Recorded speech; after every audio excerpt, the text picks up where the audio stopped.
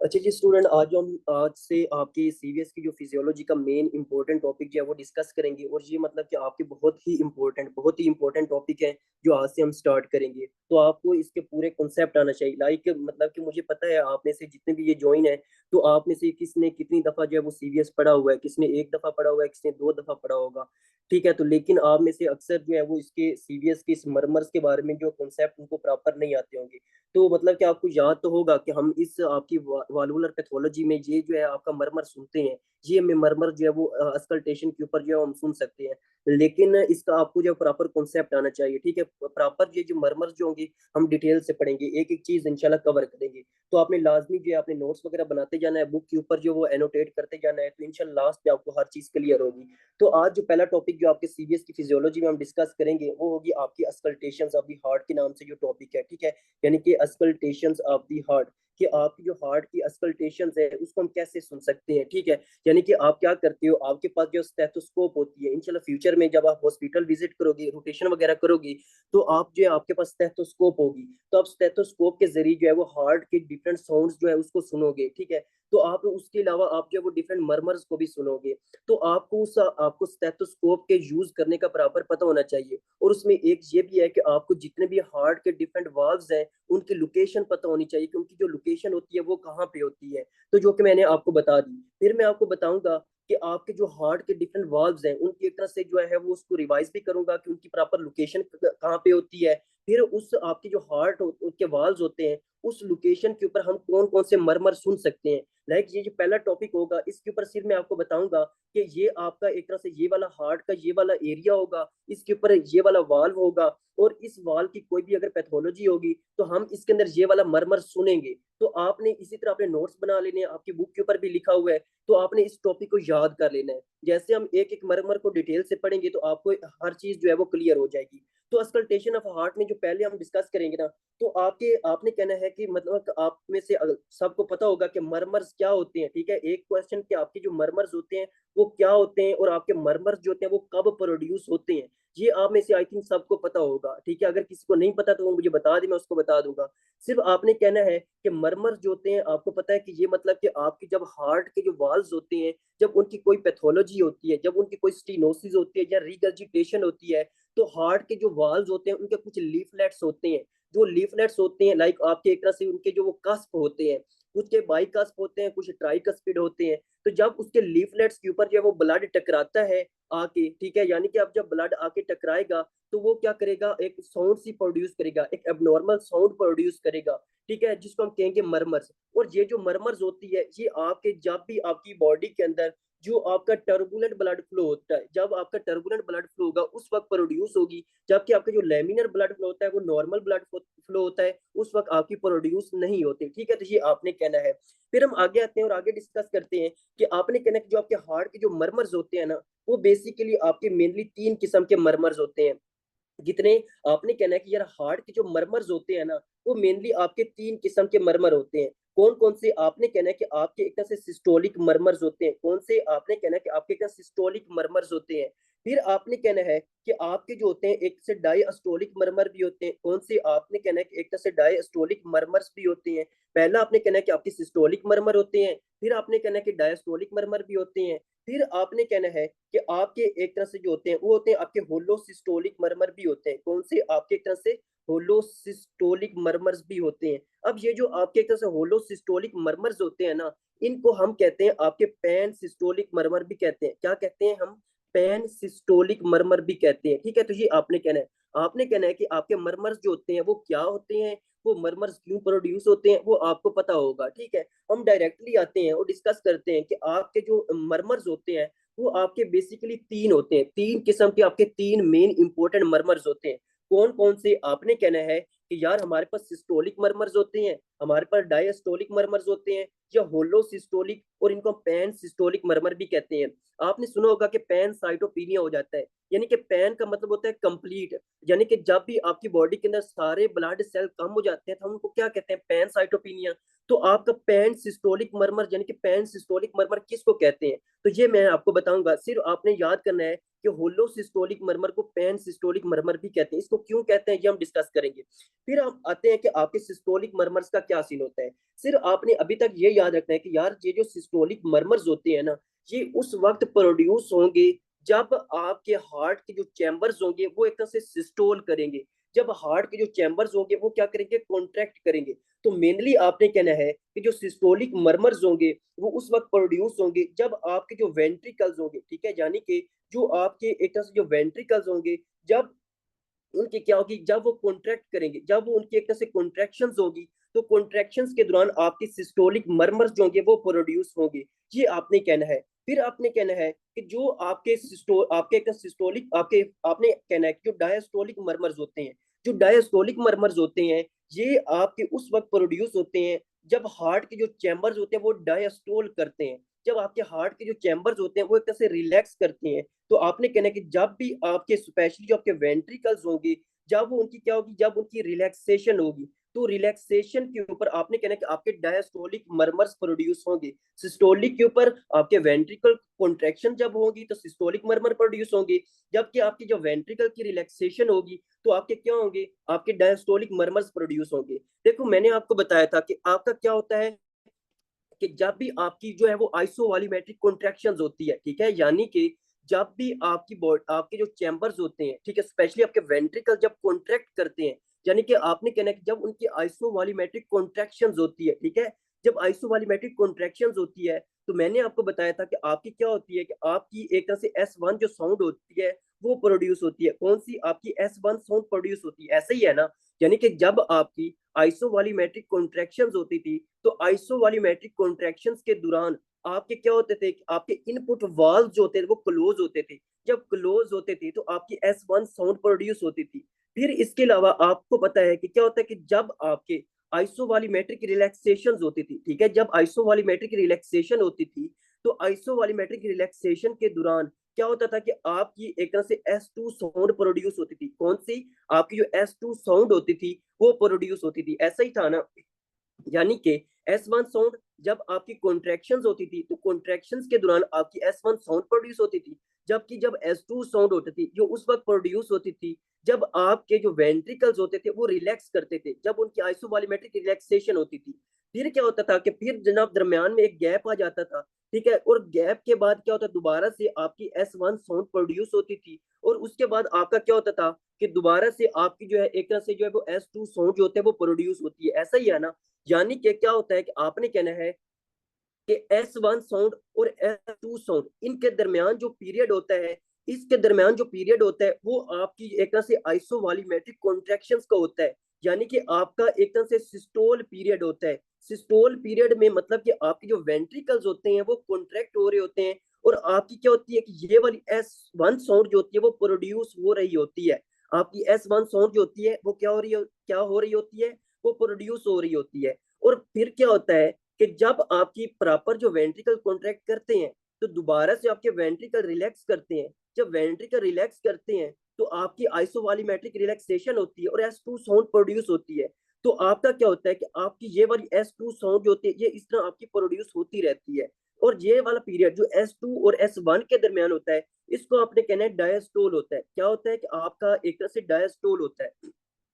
अब मैंने, आप गौर करो, तो मैंने जो है वो S1 और S2 के दरमियान जो स्पेस है वो कम मतलब कि ड्रा की है। जबकि S2 और S1 के दरमियान जो डायस्टोल वाली स्पेस है वो यानी कि जो लाइन है वो मतलब कि थोड़ी सी लंबी ड्रा की है।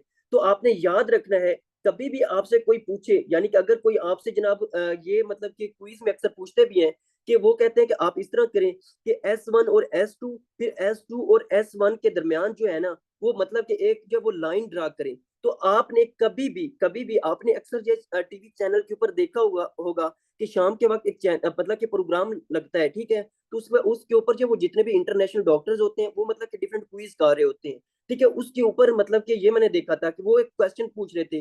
वो उससे ये कह रहे थे कि आप इस तरह करें कि S1 और S2 फिर S2 और S1 के दरमियान जो गैप होते हैं ना उसको मैं ड्रा करके बताएं। तो कभी भी अगर आप इस तरह ड्रा करो तो आपने S1 और S2 के दरमियान जो लाइन है उसको थोड़ा सा कम ड्रा करना है। जबकि जो S2 और S1 के दरमियान जो लाइन है उसको ज्यादा ड्रा करना है। क्यों?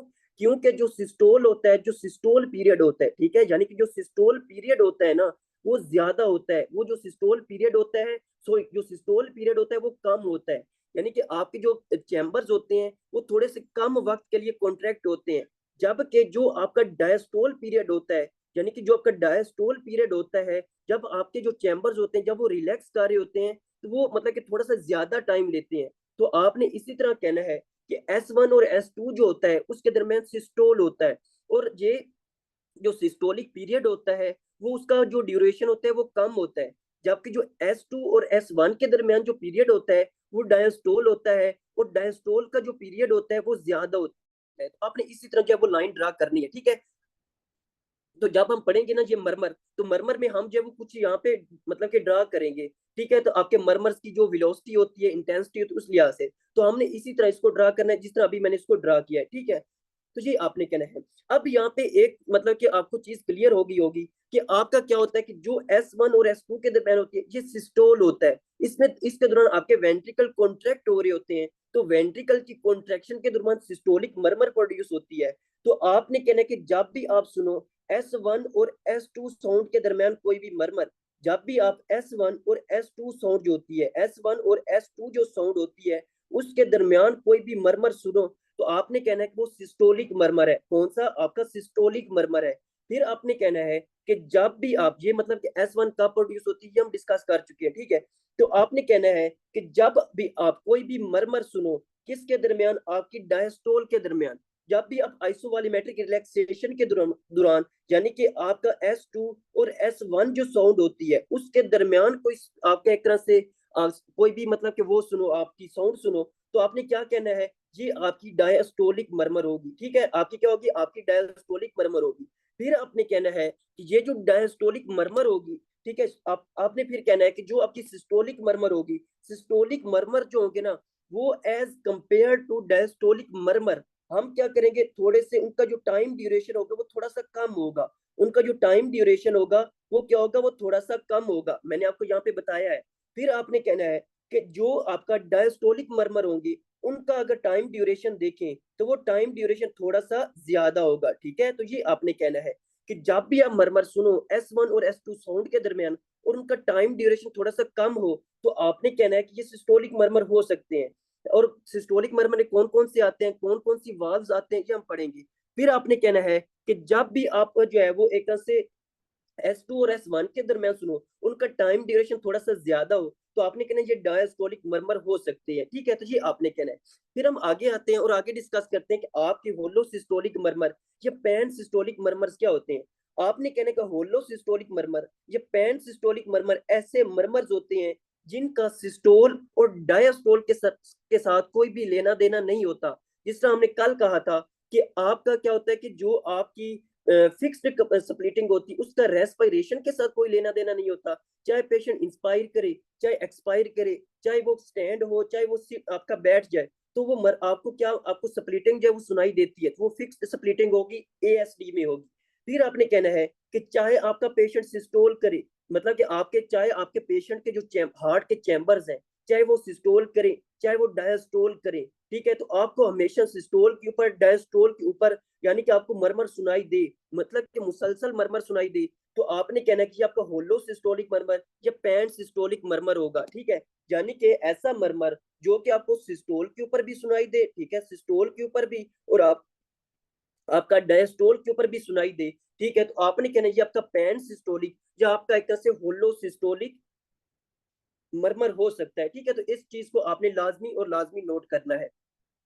अब हम आगे आते हैं और आगे यानी कि आपको इन तीन मरमर्स के बारे में जो है वो पता होना चाहिए।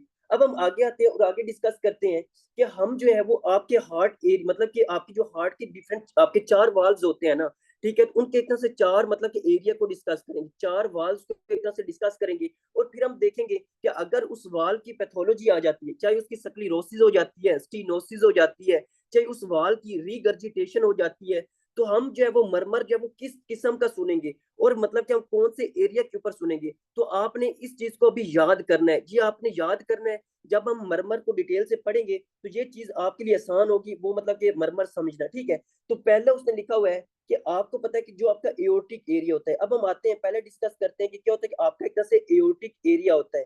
अब एओर्टिक एरिया मैंने आपको बताया था कि यानी कि आपका जो है वो दूसरा लिख सकते हो कि आपका क्या होता है, आपका हम डिस्कस करेंगे पहले आपका एओर्टिक वाल्व को, किसको हम डिस्कस करेंगे, आपके एओर्टिक वाल्व को। अब हम आपको पता है कि आपका जो एओर्टिक वाल्व होता है या जो एओर्टिक एरिया होता है वो कहाँ पे होता है, तो आपने कहना है कि आपका जो एओर्टिक वाल्व होता है वो आपका सेकंड इंटरकोस्टल स्पेस के ऊपर होता है, ठीक है, सेकंड इंटरकोस्टल स्पेस के ऊपर होता है। और फिर आपने कहना है कि ये आपका एक तरह से right side of the sternum, ठीक है, यानी कि जो आपकी स्टर्नम की जो राइट साइड होती है, ठीक है, उसके ऊपर मतलब कि वहां पे होता है। ये तो आपको मतलब कि बता चुका हूँ, second intercostal space right side of the sternum, sternum के ऊपर क्या होता है कि आपका एओर्टिक वाल्व होता है।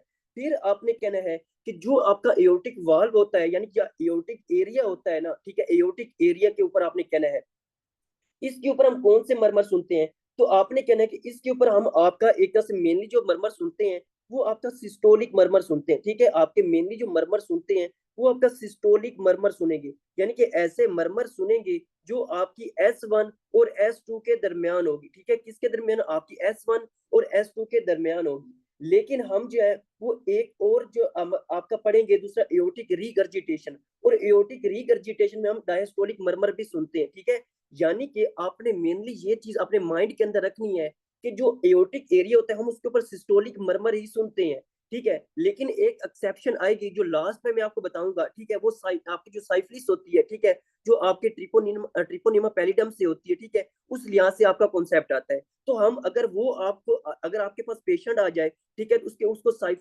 आपका साइफिलिस हो, ठीक है, तो उसके उसकी वजह से अगर आपको कोई मरमर सुनाई देता है तो वो आपका डायस्टोलिक मरमर होगा, और फिर वो आपका जो है वो एक तरह से एओर्टिक एरिया के ऊपर आप सुनोगे, ठीक है, तो वो मैं आपको लास्ट में बताऊंगा। सिर्फ अभी तक अपने माइंड के ऊपर आपने ये रखना है कि सिस्टोलिक मरमर जो होंगे जो S1 और S2 के दरमियान होगी वो हमें एओर्टिक एरिया के ऊपर सुनाई देंगे। अब हम आते हैं तो आपके कौन कौन सी एओर्टिक वाल्व की ऐसी पैथोलॉजी होगी जिसके अंदर हम एओर्टिक आपकी सिस्टोलिक मरमर सुनेंगे और हम एओर्टिक एरिया के ऊपर वो सुनेंगे।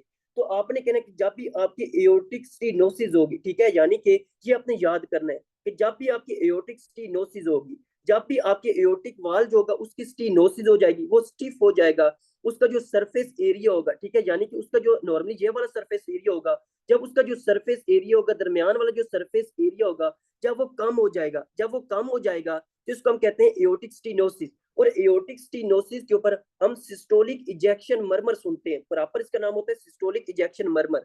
सिर्फ अभी आपने सिर्फ ये याद करना है कि एओर्टिक स्टेनोसिस के अंदर हम सिस्टोलिक मरमर सुनते हैं और हम जो है वो आपकी second intercostal space right side of the sternum यानी कि एओर्टिक एरिया के ऊपर सुनते हैं। तो ये अपने माइंड के अंदर आपने रखना है।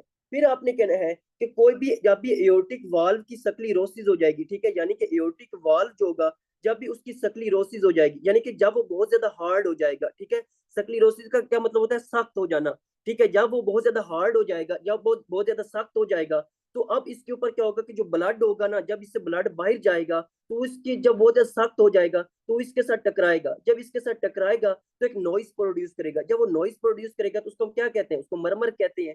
तो आपने कहना है कि जब एओर्टिक वाल्व की सक्लीरोसिस हो जाएगी तो हम हमें क्या मिलेगा, इसमें हमें क्या मिलेगा, हमें एक तरह से जो मतलब कि आपका सिस्टोलिक मरमर देखने को मिलेगा, ठीक है, हमें सिस्टोलिक मरमर सुनाई देगा। तो ये आपने कहना है। अच्छा, ये जो मरमर होते हैं ना, ये मतलब कि मैंने आपको कहा था कि जब भी आपके हार्ट वाल्व ओपन होते हैं तो ओपन होने पे आपकी कोई भी हार्ट साउंड प्रोड्यूस नहीं होती, यही कहा था ना।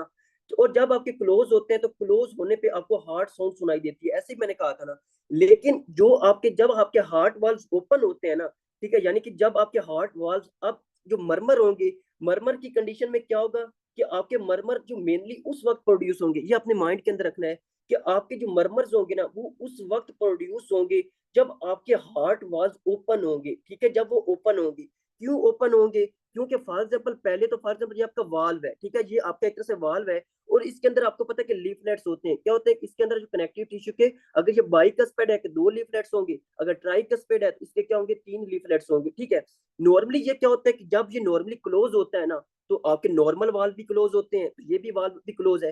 तो क्लोज होने पे मतलब कि इसके साथ ब्लड नहीं टकराएगा, ठीक है, यानी कि अभी तक आपका जो चैम्बर होगा वो रिलैक्स होगा, तो इसके साथ कोई भी एक तरह से वो मतलब कि आपका जो ब्लड होगा वो नहीं टकराएगा, ठीक है। लेकिन जब ये ओपन होगा ना, तो जब ये ओपन होगा तो जब इसकी थोड़ी सी स्टीनोसिस हो जाएगी, ठीक है, यानी कि इसकी स्टीनोसिस हो जाएगी तो इसके दरमियान जो एक स्पेस है, स्पेस कम रह जाएगी, ठीक है, स्पेस कम होगी, इसके दरमियान जो सरफेस एरिया होगा वो कम होगा, ठीक है। तो ये जब ओपन होगा, तो जब ओपन होने पे इसके इसके अंदर से जो ब्लड गुजरेगा ना, तो ब्लड इसके लीफलेट्स के ऊपर टकराएगा। ये बहुत इंपॉर्टेंट बात अपने माइंड के अंदर रखनी है कि जो मरमर होते हैं ना, वो मेनली उस वक्त प्रोड्यूस होते हैं जब आपकी हार्ट वाल्व्स ओपन होते हैं। क्यों? फॉर एग्जाम्पल अगर एओर्टिक स्टेनोसिस हो चुकी है, तो इसके दौरान इस दौरान क्या होगा कि आपके जो एक तरह से इसके जो सरफेस एरिया है, इसके दरमियान जो सुराख है वो कम रह जाएगा।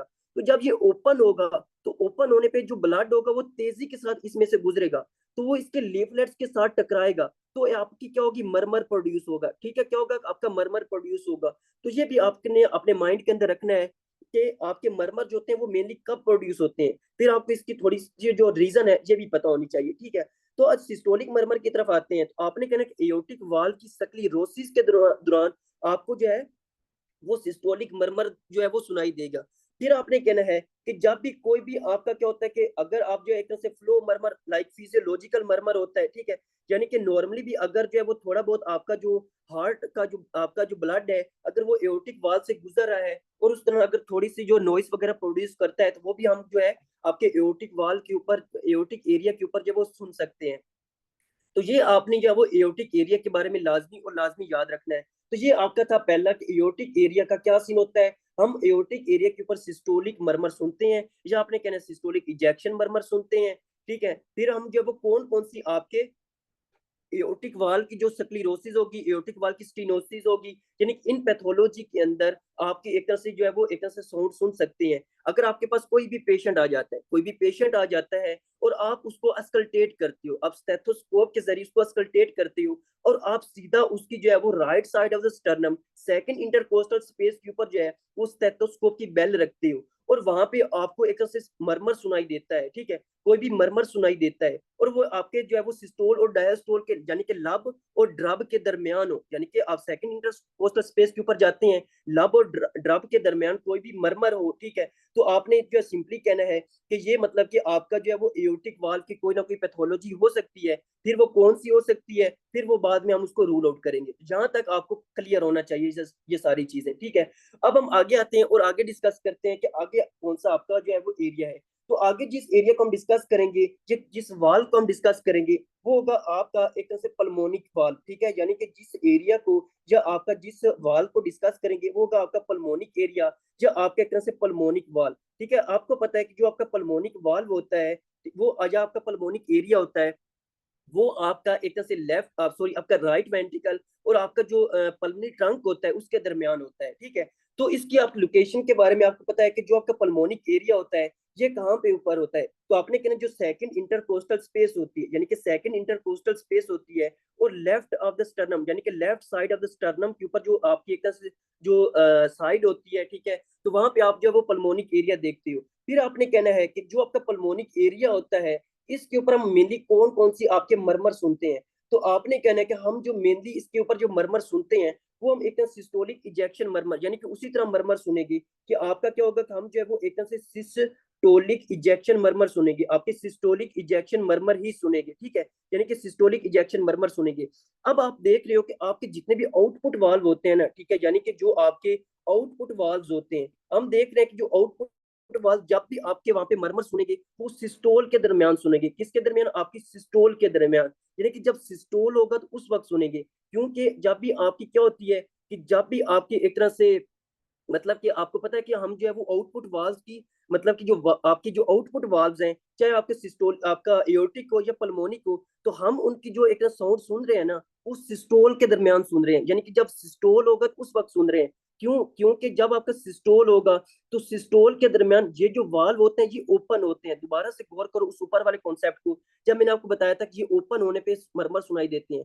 तो आपका क्या होगा जब ये सिस्टो आपके वेंट्रिकल सिस्टोल करेंगे, जब वेंट्रिकल सिस्टोल करेंगे तो आपके ये वाल्व ओपन होंगे। जब ये वाल्व ओपन होंगे तो आप इनके लीफलेट के साथ ब्लड टकराएगा, हिट करेगा, तो मरमर प्रोड्यूस करेगा, ठीक है। तो आपने ये भी दोबारा से कॉन्सेप्ट याद रखना है कि जब भी आपके आउटपुट वाल्व ओपन होंगे तो आउटपुट वाल्व के ओपन होने पर हम जो है वो मरमर सुनेंगे, वो आपकी सिस्टोलिक मरमर ही होगी, आपकी सिस्टोलिक इजेक्शन मरमर ही होगी। अब जो है आपके एक तरह से जो इनपुट वाल्व होते हैं उनकी तरह हम बाद में आते हैं। तो ये आपने कॉन्सेप्ट लाजमी अपने माइंड के अंदर रखना है कि आपकी जब भी आउटपुट वाल्व ओपन होंगे तो हम सिस्टोलिक इजेक्शन मरमर ही सुनेंगे, क्योंकि जब वो ओपन होंगे तो उनके लीफलेट्स के साथ ब्लड टकराएगा, हिट करेगा और नॉइस प्रोड्यूस करेगा।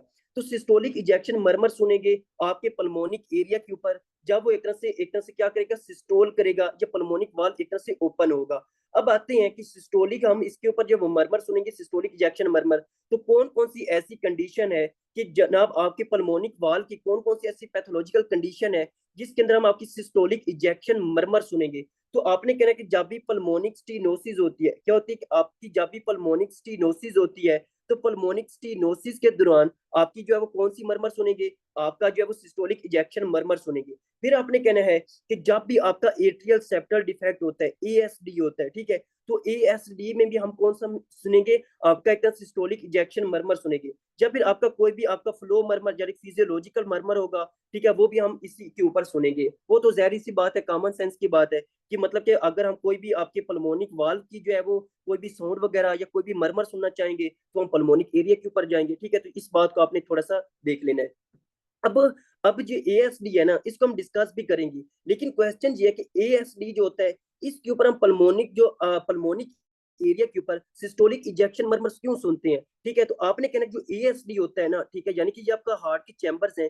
तो एएसडी में क्या होता है कि आपका जो एक तरह से यहाँ पे क्या होता है कि आपका मतलब कि होल होता है, एट्रियल सेप्टल डिफेक्ट होता है, तो आपके लेफ्ट एट्रियम से जो ब्लड आता है वो कहाँ पे आता है, आपके एक तरह से राइट एट्रियम में आता है। फिर कहाँ पे आता है, फिर आपने कहना कि ये जो ब्लड होता है आपके राइट वेंट्रिकल्स के अंदर आता है। अब यहाँ पे मतलब कल भी हमने देखा था कि ये जो अब राइट वेंट्रिकल्स होता है ना, इसके अंदर ब्लड बहुत ज्यादा हो जाता है, ठीक है, इसके अंदर ब्लड जो होता है वो बहुत ज्यादा हो जाता है, यानी कि जो ब्लड वॉल्यूम होता है वो बहुत ही ज्यादा हो जाता है। और ऊपर से superior vena cava plus inferior vena cava से भी इसका ब्लड आ रहा है, यानी कि आपका जो है आपके जो एएसडी है उसमें लेफ्ट एट्रिया से जो ब्लड होता है आपके राइट वेंट्रिकल्स के अंदर आता है, और ऊपर से सुपीरियर वेना केवा और इंफीरियर वेना केवा के अंदर से भी ब्लड आता है। तो राइट वेंट्रिकल्स के अंदर जो ब्लड होता है वो बहुत ही ज्यादा हो जाता है। जब ब्लड बहुत ज्यादा होता है तो आपको पता है कि आगे से क्या होता है, आगे से आपका पल्मोनिक एरिया होता है या पल्मोनिक वाल्व होता है। जब वो स्टीनोज होगा या फिर आपका कह सकते हैं जब उसके अंदर ब्लड बहुत ज्यादा होगा, तो अब ये जो आपका वेंट्रिकल्स होगा ये फोर्सफुली कॉन्ट्रैक्ट करेगा। जब वो ये फोर्सफुली कॉन्ट्रैक्ट करेगा तो क्या होगा कि अब जो है वो एक तरह से तेजी के साथ जो ब्लड होगा वो आपके पल्मोनिक जो लीफलेट्स होते हैं, पल्मोनिक वाल के जो लीफलेट्स होते हैं उनके साथ जाके टकराएगा। जब उनके साथ जाके हिट करेगा तो एएसडी में हम क्या सुनेंगे, आपकी सिस्टोलिक इजेक्शन मरमर सुनेंगे, यानी कि आपका वेंट्रिकल सिस्टोल होगा। जब आपका वेंट्रिकल सिस्टोल होगा तो हम सिस्टोलिक मरमर सुनेंगे, और उसमें से जो ब्लड होगा वो इजेक्ट होगा। कहाँ पे इजेक्ट होगा, वो आपके पल्मोनिक ट्रंक के अंदर इजेक्ट होगा। और क्योंकि इसके अंदर जो एएसडी में जो ब्लड होता है वो आपके राइट वेंट्रिकल के अंदर बहुत ज्यादा हो जाता है, तो जब बहुत ज्यादा होता है तो आपका जो राइट वेंट्रिकल होता है वो सिस्टोल करता है, वो फोर्सफुली सिस्टोल करता है और फोर्सफुली अपने में से जो ब्लड होता है उसको इजेक्ट करता है। जब वो फोर्सफुली ब्लड को सिस्टोल आपके इतना सिस्टोल करेगा और ब्लड को इजेक्ट करेगा तो पल्मोनिक वाल के जो लिफलेट्स होंगे उसके साथ ब्लड टकराएगा। जब उसके साथ ब्लड हिट करेगा, टकराएगा, तो आपकी जो एक तरह से मरमर साउंड प्रोड्यूस होगी, एक नॉइस सी प्रोड्यूस होगी जिसको हम कहते हैं मरमर। तो आपने कहना है क्योंकि सिस्टोलिक इजेक्शन आप मतलब कि आपको प्रॉपर कॉन्सेप्ट पता होना चाहिए कि सिस्टोलिक इजेक्शन मरमर ही हम एएसडी में क्यों देखते हैं। सिस्टोलिक इजेक्शन यानी कि एक सिस्टोल का वर्ड है, एक इजेक्शन का वर्ड है, कि सिस्टोलिक इजेक्शन मरमर ही हम पल्मोनिक स्टीनोसिस के अंदर क्यों देखते हैं। सिस्टोलिक इजेक्शन मरमर ही हम एट्रियल आपके एओर्टिक स्टीनोसिस और एओर्टिक वाल की सक्लीरोसिस के अंदर क्यों देखते हैं, क्योंकि आपके वेंट्रिकल सिस्टोल कार्य होते हैं। जब वो सिस्टोल करते हैं तो अपने में से वो ब्लड को बाहर इजेक्ट करते हैं। जब वो इजेक्ट करते हैं तो आपके जो वाल्व होते हैं उनके लिफलेट्स के साथ ब्लड जाके हिट करता है, तो आपकी क्या प्रोड्यूस होती है, आपकी नॉइस प्रोड्यूस होती है। फिर आपने कहना कि ये वाल्व जब ओपन होते हैं तो ओपन होने पे हमें क्या, ये आपकी मरमर सुनाई देती है। तो ये आपको लाजमी और लाजमी पता होना चाहिए। अभी तक आपको सिंपली पल्मोनिक एरिया का जो पल्मोनिक एरिया कहाँ पे होता है ये आपको पता होना चाहिए। फिर आपको ये पता होना चाहिए कि इसके ऊपर हम कौन सा मरमर जो है वो सुनते हैं। फिर आपने कहा सिस्टोलिक इजेक्शन मरमर, और कौन कौन सी ऐसी जो है वो पैथोलॉजी है कि हम जनाब उसके अंदर सिस्टोलिक इजेक्शन मरमर सुनते हैं, और second intercostal space left side of the sternum के ऊपर जब वो एक तरह से सुनेंगी। तो ये आपने लाजमी याद करना कि पल्मोनिक एरिया का क्या सीन होता है। अब हम आगे आते हैं और आगे डिस्कस करते हैं कि आपका जो है वो आपका जो तीसरा वाल्व है वो है आपका ट्राइकस्पिड वाल्व। कौन सा, आपका एक तरह से ट्राइकस्पिड वाल्व। जो आपका ट्राइकस्पिड एरिया होता है या आपका ट्राइकस्पिड वाल्व होता है, इसके अंदर क्या सीन होता है। देखो आपने कहना है कि जो आपका ट्राइकस्पिड वाल्व होता है या ट्राइकस्पिड एरिया होता है, ये कहाँ पे ऊपर होता है, तो आपने कहना है कि ये जनाब आपका एक तरह से जो फोर्थ इंटरकोस्टल स्पेस होती है, ठीक है। यानी कि आपको पता है कि जब आपकी फोर्थ इंटरकोस्टल स्पेस होती है, और फोर्थ इंटरकोस्टल स्पेस कौन सी, तो फोर्थ इंटरकोस्टल स्पेस, और आपकी क्या होती है कि जब left side of the sternum, ठीक है, यानी कि जो left side of the sternum, जो आपकी लेफ्ट साइड ऑफ स्टर्नम, जो आपकी स्टर्नम होती है, उस स्टर्नम की जो लेफ्ट साइड होती है और आपकी जो फोर्थ इंटरकोस्टल स्पेस होती है, वहां पे आपका क्या होता है कि आपका ट्राइकस्पिड एरिया होता है। जब भी आप ट्राइकस्पिड वाल को एक तरह से अस्कल्टेट करना चाहो, उसकी साउंड सुनना चाहो, वहां पे आप कोई भी मरमर सुन आप जो है वो सुनना चाहो, तो आप डायरेक्टली कहाँ चले जाओगे, आप फोर्थ इंटरकोस्टल स्पेस के ऊपर चले जाओगे और left side of the sternum के ऊपर चले जाओगे। स्टेथोस्कोप की आप बेल जहाँ पे पुट करोगे, ठीक है, यहाँ पे रखोगे, तो आप ऑटोमेटिकली इसको आप जो अस्कल्टेट कर रहे हो, आप ट्राइकस्पिड वाल को एक तरह से अस्कल्टेट कर रहे हो, ठीक है। तो ये आपने कहना है। अब यहाँ पे आपने याद रखना है कि जो आपका ट्राइकस्पिड एरिया होता है, ये ट्राइकस्पिड वाल्व होता है। आपने कहना है कि जो ट्राइकस्पिड एरिया ट्राइकस्पिड वाल्व होता है, इसके ऊपर हम कौन कौन से आपके एक तरह से जो वो आपके जो है मतलब कि मरमर सुन सकते हैं। तो आपने कहना है जो ट्राइकस्पिड एरिया होता है, इसके ऊपर हम मेनली आपके दो तरह के जो है वो मरमर सुन सकते हैं। अब यहाँ पे आपने दोबारा से गौर करना है, ऊपर मैंने कहा कि हम सिस्टोलिक जो है वो मरमर सुनते हैं, ठीक है, आपके पल्मोनिक एरिया या आपके आप कह सकते हो आउटपुट वाल्व्स के ऊपर, यानी कि आउटपुट वाल्व्स के ऊपर हम सिस्टोलिक मरमर सुनते हैं, जिसको हम प्रॉपर कहते हैं सिस्टोलिक इजेक्शन मरमर। ट्राइकस्पिड एरिया जो होता है, ठीक है, यानी कि जो ट्राइकस्पिड एरिया होता है, ट्राइकस्पिड एरिया के ऊपर हम या आपके जो इनपुट वाल्व होते हैं, चाहे वो माइट्रल वाल्व हो, चाहे आपका एक तरह से दूसरा वाल्व हो, ट्राइकस्पिड वाल्व हो, हम सिस्टोलिक मरमर भी सुनेंगे, हम एक तरह से जो है वो एक तरह से डायस्टोलिक मरमर भी सुनेंगे। अब कैसे सुनेंगे वो हम डिस्कस करते हैं। पहला हम आते हैं, उसने लिखा हुआ है आपका जो ट्राइकस्पिड एरिया होता है, वहां पे हम सिस्टोलिक मरमर भी सुन सकते हैं, लेकिन उसने लिखा हुआ है कि आपका क्या होता है कि आपका होलो सिस्टोलिक मरमर, ठीक है, यानी कि आपका होलो सिस्टोलिक मरमर, यानी कि हम कौन सा मरमर सुनेंगे, पहला हम जो मरमर सुनेंगे वो होगा आपके होलो सिस्टोलिक मरमर, या हम एक तरह से पैन सिस्टोलिक मरमर सुनेंगे, ठीक है, यानी कि आपका पैन सिस्टोलिक मरमर सुनेंगे, जो कि आपका चाहे सिस्टोल हो चाहे आपका डायस्टोल हो, वहां पे हमें सुनाई देगा। आपने कहना कि जो ट्राइकस्पिड एरिया होता है, वहां पे हम एक तरह से सिस्टोलिक या आपका होलो सिस्टोलिक मरमर भी सुन सकते हैं और आपका डायस्टोलिक मरमर भी सुन सकते हैं। अब आपने कहना है कि आपका जो होलो सिस्टोलिक मरमर होते हैं, ठीक है, यानी कि जो आपका होलो सिस्टोलिक मरमर्स होते हैं, और वो हम ट्राइकस्पिड एरिया के ऊपर सुनेंगे, वो हम मतलब कि कौन कौन सी ऐसी कंडीशंस होती हैं जिसके अंदर हम सुन सकते हैं। तो आपने कहना है कि जब भी आपका ट्राइकस्पिड रीगर्जिटेशन होगा, जब भी आपका क्या होगा कि आपका ट्राइकस्पिड रीगर्जिटेशन होगा, तो ट्राइकस्पिड रीगर्जिटेशन के ऊपर हम क्या सुनेंगे, हम आपका एक तरह से आपका होलो सिस्टोलिक या पैन सिस्टोलिक मरमर सुनेंगे। फिर मतलब कि ट्राइकस्पिड वाल की जब रिगर्जिटेशन हो जाएगी, फिर आपने कहना है कि जब क्या होगा कि जब भी आपका क्या होगा, जो वेंट्रिकल सेप्टल डिफेक्ट होगा, वीएसडी होगा, तो वीएसडी के ऊपर भी हम कौन सा मरमर सुनेंगे, हम आपका एक तरह से होलो सिस्टोलिक या पैन सिस्टोलिक मरमर सुनेंगे। अब यहाँ पे हम डिस्कस करते हैं कि आपका एक तरह से होलो सिस्टोल या जो पैन सिस्टोलिक मरमर होता है, वो ट्राइकस्पिड रीगर्जिटेशन के ऊपर कैसे सुनेंगे, ठीक है, यानी कि जब वो सिस्टोल करेगा, ठीक है, जब डायस्टोल करेगा, वहां पे हम जब वो ट्राइकस्पिड रीगर्जिटेशन के अंदर मरमर सुनेंगे। क्योंकि आपको पता है कि क्या होता है कि ये आपका एक तरह से मतलब कि हम चैम्बर ड्रा करते हैं, कि ऊपर आपका क्या है, ऊपर आपके एक तरह से राइट एट्रियम है, नीचे आपका राइट वेंट्रिकल्स होता है, ठीक है। अब इसके दरमियान क्या है, इसके दरमियान नॉर्मली जो वाल होता है, फॉर इसकी स्पेस ये वाली है, ठीक है, इसका जो नॉर्मल सरफेस एरिया होता है ये इतना होता है, और इसके में क्या होता है कि आपके जो है वो तीन लीफलेट्स होते हैं, ठीक है, तीन एक तरह से लीफलेट्स होते हैं, तो ये इसका प्रॉपर जो है वो एक तरह से होता है।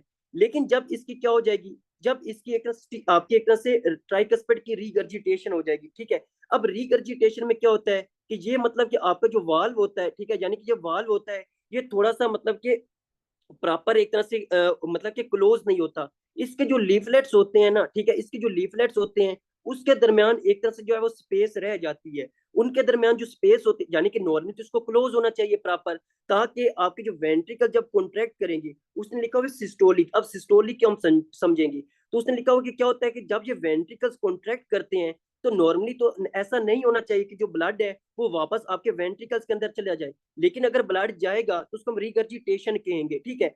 तो अब क्या होगा कि अब जो आपका एक तरह से ट्राइकस पे रिगर्जिटेशन होती है, इसमें आपके जो एक तरह से ट्राइकस्पिड वाल्व होता है, इसके दरमियान स्पेस जो होती है वो रह जाती है, जब उस मतलब ये प्रॉपर एक तरह से क्लोज नहीं होता। तो जब आपके वेंट्रिकल्स कॉन्ट्रैक्ट करेंगे, जब वेंट्रिकल्स कॉन्ट्रैक्ट करेगा, तो आपका क्या होगा, नॉर्मली तो ब्लड आगे जाना चाहिए, ठीक है, यानी कि यहाँ से आगे जाना चाहिए, लेकिन जैसे ये कॉन्ट्रैक्ट करेगा तो मतलब कि ब्लड जो होगा वो वापस कुछ आपका ब्लड आपके एट्रिया के अंदर चला जाएगा। अब क्योंकि ये क्या कर रहा है, ये जनाब आपका एक तरह से जो ब्लड है वो मतलब कि उस वक्त हो रहा है जब आपका ये कॉन्ट्रैक्ट हो रहा है, ठीक है, जब ये कॉन्ट्रैक्ट हो रहा है, जब ये सिस्टोल हो रहा है, तो सिस्टोल के दरमियान जनाब आपका जो ब्लड है वो वापस जा रहा है किसके अंदर, आपके एट्रिया के अंदर। तो उसी ने लिखा हुआ है जब सिस्टोलिक मरमर होगा, जब सिस्टो हम इसके अंदर कौन सा सुनेंगे, आपका सिस्टोलिक मरमर सुनेंगे। अब आता है आपका डायस्टोलिक, यानी कि डायस्टोल के अंदर भी मतलब कि क्यों सुनेगी, क्योंकि आपको पता है कि जब आपका क्या होता है कि जब आपका आइसोवॉल्यूमेट्रिक रिलैक्सेशन होता है, जब क्या होता है कि आइसोवॉल्यूमेट्रिक रिलैक्सेशन होती है, तो आइसोवॉल्यूमेट्रिक रिलैक्सेशन के दौरान आपका ये जो वाल्व होते हैं, ठीक है, यानी कि ये जो वाल्व होते हैं ये प्रॉपर क्लोज हो जाता है, यानी कि आपकी जो ट्राइकस्पिड वाल्व है ये भी प्रॉपर क्लोज हो जाता है, क्योंकि मैंने कहा था कि चाहे आइसोवॉल्यूमेट्रिक रिलैक्सेशन हो चाहे आइसोवॉल्यूमेट्रिक कॉन्ट्रैक्शन हो, चारों के चारों जो वाल्व होते हैं वो क्लोज हो जाते हैं, वो क्लोज होते हैं, ठीक है। तो आइसोवॉल्यूमेट्रिक रिलैक्सेशन में आपके वेंट्रिकल एक तरह से क्या होते हैं, रिलैक्स हो रहे होते हैं। जब वो रिलैक्स हो रहे होते हैं तो क्या होता है कि इसके अंदर ना तो ब्लड बाहर जाना चाहिए, ना तो ब्लड इसके अंदर अंदर आना मतलब इसके अंदर आना चाहिए। लेकिन क्या होता है कि जब ये रिलैक्स करेगा तो क्या होता है कि जब ये रिलैक्स करेगा तो कुछ जो ब्लड है वो ऊपर से मतलब कि वापस आ जाए, मतलब कि ऊपर से वेंट्रिकल्स आपके एट्रिया से जो ब्लड होगा वो दोबारा से इसके अंदर आ जाएगा, यानी कि एक तरह से रीगर्जिटेशन हो जाएगी, ठीक है। यानी कि जब ये मतलब कि नॉर्मली जब ब्लड है एक मतलब कि चैम्बर के अंदर आ गया है ना, ठीक है, तो वो मतलब कि सही है। लेकिन जब एक तरह से जब वो वापस मतलब कि नॉर्मली जब ये कॉन्ट्रैक्ट करेगा तो ब्लड वापस चला जाएगा, ये भी रीगर्जिटेशन है। जब ये रिलैक्स हो रहा है तो रिलैक्स के दौरान भी आपके एट्रिया से जो ब्लड वेंट्रिकल्स के अंदर नहीं आना चाहिए, अगर वो मतलब कि रिलैक्स के दौरान भी ब्लड आ जाएगा तो वो भी रीगर्जिटेशन होगी। तो ये क्या मतलब कि क्या हो रहा है कि आपका जो एक तरह से ट्राइकस्पिड वाल्व है, ट्राइकस्पिड वाल्व जो होता है वो प्रॉपर क्लोज नहीं हो रहा। जब वो प्रॉपर क्लोज नहीं हो रहा तो जब वेंट्रिकल सिस्टोल करेगा तो सिस्टोल के दौरान भी जो ब्लड होगा वो एट्रिया के अंदर जाएगा तो हमें रीगर्जिटेशन मिलेगी। जब ये एक तरह से रिलैक्स करेगा तो रिलैक्स के दौरान भी ब्लड जो होगा वो एट्रिया से वेंट्रिकल्स के अंदर आएगा, तो हमें उस दौरान भी आपकी क्या मिलेगी, आपकी क्या मिलेगी, एक तरह से जो है वो मतलब कि इसकी जो है वो रिगर्जिटेशन मिलेगी। ये अर्ली की बात कर रहा हूँ, ठीक है, ये मतलब कि उस बात की बात नहीं कर रहा कि जब ये प्रॉपर रिलैक्स हो जाता है तो फिर ब्लड आ जाता है, लेकिन ये मतलब कि जब ये रिलैक्स हो जाता है तो इसके अंदर जो वो ब्लड मतलब कि आइसोवॉल्यूमेट्रिक रिलैक्सेशन की बात कर रहा हूँ, ठीक है। तो ये आपने इसके अंदर नोट करना है। तो इसलिए आपने कहना है कि इसके अंदर क्या होगा कि होलो सिस्टोलिक या पैन सिस्टोलिक मरमर, हम इसके अंदर जो है वो सिस्टोल के अंदर प्लस आपके एक तरह से डायस्टोल के अंदर जो है वो एक तरह से मरमर सुनेंगे। आई होप सो कि आपको ट्राइकस्पिड रिगर्जिटेशन की समझ आ चुकी होगी। अब जो आपका वेंट्रिकल सेप्टल डिफेक्ट है इसका आगे प्रॉपर आपका आएगा कि आपका क्या होता है कि जब वेंट्रिकल सेप्टल डिफेक्ट होता है तो आपका जो ब्लड होता है वो कहाँ से आपके जो है वो एक तरह से लेफ्ट वेंट्रिकल्स के राइट वेंट्रिकल्स के अंदर आता है। जब राइट वेंट्रिकल्स के अंदर आता है तो हमें क्या मिलता है, हमें आपका एक तरह से सिस्टोलिक मरमर मिलता है, क्योंकि इस आपके राइट वेंट्रिकल्स के अंदर जो ब्लड होता है वो बहुत ज्यादा आ जाता है। तो इस दौरान भी हमें जो है वो एक सिस्टोलिक मरमर देखने को मिलता है, ठीक है, मतलब हमें सुनाई देता है। तो ये आपने नोट करना है कि आपका एक तरह से जो ट्राइकस्पिड एरिया होता है फोर्थ इंटरकोस्टल स्पेस हमें होलो सिस्टोलिक मरमर मिलेगा। तो आपने कहना है ट्राइकस्पिड रिगर्जिटेशन और आपका वेंट्रिकल सेप्टल डिफेक्ट, इन दोनों के अंदर हमें क्या मिलेगा, हमें होलो सिस्टोलिक या पैन सिस्टोलिक मिलेगा, मरमर मिलेगा, ठीक है। चाहे वो आपका पेशेंट सिस्टोल करे चाहे आपका पेशेंट का जो हार्ट चैम्बर है वो डायस्टोल करे, तो हमें जो है वो एक तरह से मरमर जो है उस मतलब कि सुनाई देगा। तो आपको प्रॉपर रीजन पता होने चाहिए कि हमें जो होलो सिस्टोलिक मरमर ही यानी कि आपका पैन सिस्टोलिक मरमर ही आपका ट्राइकस्पिड रिगर्जिटेशन के अंदर जो है वो क्यों सुनाई देता है, ये आपको पता होना चाहिए। फिर हम आगे आते हैं और आगे डिस्कस करते हैं कि आपका जो है वो ट्राइकस्पिड जो एरिया होता है इसके अंदर क्या होता है कि आपका डायस्टोलिक, ठीक है, क्या होता है कि आपका एक तरह से डायस्टोलिक मरमर भी सुनते हैं, ठीक है, यानी कि डायस्टोलिक मरमर सुनते हैं। यानी कि डायस्टोलिक मरमर कब सुनेंगे आपने कि जब S2 होता है और S1 होता है, तो S2 और S1 के दरमियान जो मरमर सुनेंगे वो होगा आपका डायस्टोलिक मरमर। अब ये जो डायस्टोलिक मरमर होगा ये मतलब कि हम मतलब कि ये मतलब कि जब आपका ट्राइकस्पिड एरिया होगा वहां पे हम डायस्टोलिक मरमर सुनेंगे। पहले हम डिस्कस करते हैं कि आपका कौन सी ऐसी वाल्वुलर पैथोलॉजी होगी जिसके अंदर हम डायस्टोलिक मरमर सुनेंगे और आपका ट्राइकस्पिड एरिया के ऊपर सुनेंगे। तो आपने कहना ट्राइकस्पिड स्टीनोसिस, ठीक है, यानी कि ट्राइकस्पिड स्टीनोसिस। जब आपकी ट्राइकस्पिड स्टीनोसिस होगी तो ट्राइकस्पिड स्टीनोसिस के दौरान हम क्या सुनेंगे, आपका एक तरह से डायस्टोलिक मरमर सुनेंगे। जब आपकी एक तरह से आपका डायस्टोलिक जो है वो S2 और S1 के दरमियान जो आपका सुनेंगे, तो ये आपने लाजमी याद कर लेना है। अब ये ट्राइकस्पिड स्टीनोसिस के अंदर क्या होता है कि आपका जो वेंट्रिकल्स होते हैं वो एक तरह से डायस्टोल हो रहे होते हैं, ठीक है। जब वो डायस्टोल हो रहे होते हैं तो आपके एक तरह से जब वो डायस्टोल हो रहे होते हैं ना, तो आपके जो ट्राइकस्पिड एरिया होता है, मतलब कि आपका जब वो डायस्टोल हो रहे होते हैं, फिर आपका क्या होता है कि आपके एट्रिया से जो ब्लड होता है वो कहाँ आना चाहिए, आपके वेंट्रिकल्स के अंदर आ जाना चाहिए, ऐसे ही है ना। जब वेंट्रिकल्स के अंदर आ जाना चाहिए तो फिर आपका क्या होता है कि आपका एक तरह से जो ट्राइकस्पिड एरिया होता है उसको मतलब कि वो प्रॉपर ओपन होना चाहिए। लेकिन ट्राइकस्पिड की स्टीनोसिस के दौरान क्या होता है कि आपके जो एक तरह से इसके जो लीफलेट्स होते हैं उनकी स्टीनोसिस हो जाती है, तो इसके दरमियान जो सरफेस आपका जो एक सरफेस एरिया होता है या एक दरमियान इसके दरमियान जो ल्यूमन होता है, जो एक तरह इसकी कैविटी होती है वो कम रह जाती है। तो क्या होता है कि जब कैविटी कम रह जाती है और ये ओपन होता है, तो जो ब्लड आता है ऊपर से नीचे आता है उसके लीफलेट्स के साथ टकराता है तो नॉइज प्रोड्यूस करता है। इसलिए आपने कहना है कि जो डायस्टोलिक मरमर होगा उसमें हम ट्राइकस्पिड स्टीनोसिस के अंदर ही देखेंगे, तो ये आपने लाजमी और लाजमी नोट करना है। ऊपर हम देख रहे थे कि जब आपकी उनकी स्टीनोसिस होती थी आउटपुट वाल की, तो हम जो है वो एक तरह से उनकी सिस्टोलिक देख रहे होते हैं, लेकिन इनपुट वाल की जब स्टीनोसिस होती है तो हम आपका डायस्टोलिक देख रहे होते हैं। ये भी बहुत इंपॉर्टेंट है, तो ये आपने लाजमी और लाजमी नोट करना है।